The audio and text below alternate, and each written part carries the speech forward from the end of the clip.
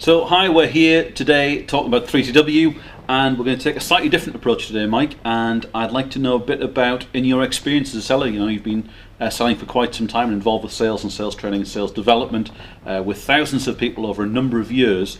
I'd like to know a bit about the biggest mistakes that you've seen sellers make to really help the viewers of 3TW avoid them and not fall into the same pitfalls.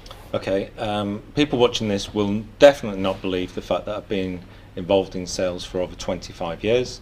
Clearly was starting young as a child, and in sales development, so coaching, excuse me, and training for over 20 years now. Child prodigy. When I talk about the pitfalls or the mistakes that I've seen, I'll protect the guilty and maybe talk about a friend who's done these things rather than anybody else. And the single one that stands out for me is a seller's desire to sell on price. And the flip side to that is sellers who say to me, Mike, what you don't understand is our customers only ever buy on price. So this one for me is fascinating to observe. I'll take the second one first. I was working with a very large group, and one of the sales execs said afterwards, can we have a one-to-one? I said, absolutely.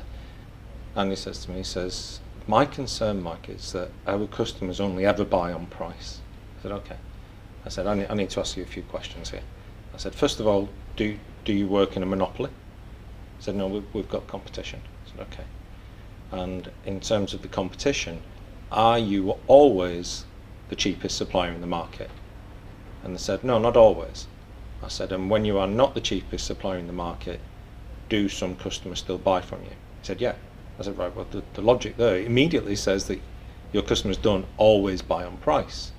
What's interesting is that seller's bias was, my customers only ever buy on price. And as a result, what he's carrying around in his head is, I need to be cheap because my customers always buy on price.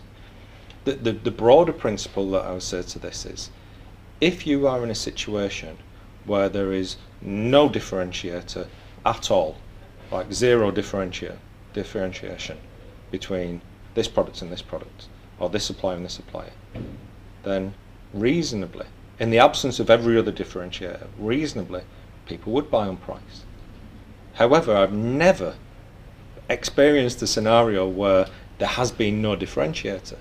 And what do I mean by this? It might be that the relationship I enjoy with that supplier. So if I can see that supplier A and B can offer exactly the same product, but I already enjoy a relationship with supplier A to the point that we've built up trust, then chances are I'm going to go to supplier A, even if they're not the cheapest. Because of that level of trust, I'm probably going to go to supplier A. Now, it might be that it gets to a certain point where the price differentiator is such that I think, whilst I trust this person, I might go to this person and give them a chance. But what's interesting is, if I trust this person but I have a distrust of this person, then I'm probably not going to care less what that difference in price is. These might be half the price. Depending on previous experience, I might still go for this one. I might not have worked with either of them before, but this one's has come to me as highly recommended, and therefore again I'm much more likely to want to go to the one who's been highly recommended. If one is positioned as being much more credible and reliable, then I'm probably going to go to that. If this one treats me in a different way to this one, in a way that I prefer to be treated as a customer, again, these are all differentiators that come into play.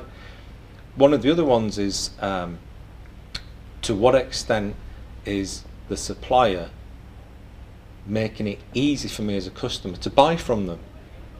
And that's always a curious one, because some people say, well, we're the cheapest, so come and buy from me, but actually we make it difficult for you to buy from us. And this links into the customer journey and the psychology, both of the consumer and the seller behaviour. So the biggest mistake that I see is people who believe that their customers buy on price because they don't understand how to differentiate on something other than price, when in fact it's very difficult to think of a situation where there's never been a differentiator. Even if that's the service, if it's the level of trust, if it's how easy you make it for someone to buy from you, there are things that are in your control that mean stop selling on price.